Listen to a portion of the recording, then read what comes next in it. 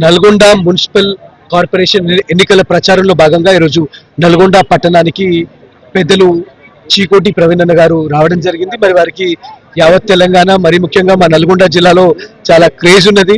యువత కావచ్చు, మహిళలు, కులాలకు అతీతంగా ప్రజలందరూ కూడా వారు రావాలని కోరికతో ఈరోజు దేవరకొండ రోడ్లో గంధవారిగూడెం రోడ్ నుండి వైఎస్ఆర్ స్టాచ్యూ వరకు 10th వార్డు మరియు 25వ వార్డు 10వ వార్డులో పోటీ చేసినటువంటి బీజేపీ తరఫున శ్రీ హర్షిత్ రెడ్డి గారు, అదేవిధంగా 25వ వార్డు నుండి నవ్యశ్రీ రాఖీ గారు, మరి ఇద్దరిని కూడా గెలిపించాలని చెప్పి ప్రజలందరినీ కూడా వారు కోరడం జరిగింది. అదేవిధంగా ఈ యొక్క కాంగ్రెస్ పార్టీ ఎన్నికల సమయంలో ఇచ్చినటువంటి మోసపూరిత హామీలన్నీ ఎండగడుతూ మరి ఈరోజు నల్గొండ కార్పొరేషన్ డెవలప్ కావాలని, నల్గొండ పట్టణం ఉమ్మడి నల్గొండ జిల్లాలోనే అతి పెద్ద పట్టణం, మరి కార్పొరేషన్ కి కేంద్ర నిధులతోనే అభివృద్ధి సాధ్యం కాబట్టి మరి బీజేపీకి ఓటేస్తేనే నల్గొండ అభివృద్ధి సాధ్యమవుతుంది.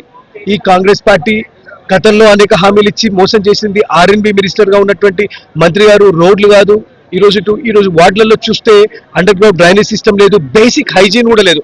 ప్రజలందరూ నల్గొండ నుంచి పారిపోయి హైదరాబాద్ పోతా ఉన్నారు. ఎందుకంటే ఇక్కడ ఒక పరిశ్రమ లేదు, ఒక ఫ్యాక్టరీ లేదు, ఒక కంపెనీ లేదు, ఏవి కూడా రావు. కాబట్టి నేను ప్రజలందరినీ కూడా కోరుతా ఉన్నాను, బీజేపీకి మీరు ఓటేస్తే నరేంద్ర మోదీ గారు ఏ రకంగా గుజరాత్ ని డెవలప్ చేసిండ్రో అదే గుజరాత్ మోడల్ ని నల్గొండలో కూడా మేము అప్లై చేసి డెవలప్ చేస్తామని కోరుకుంటూ మరొకసారి ప్రజలందరినీ కూడా కోరుకుంటా ఉన్నాను, భారతీయ జనతా పార్టీకి ఒక్క అవకాశం ఇవ్వాలి. గతంలో 2 సార్లు మున్సిపల్ చైర్మన్ గా బీజేపీకి అవకాశం ఇచ్చారు.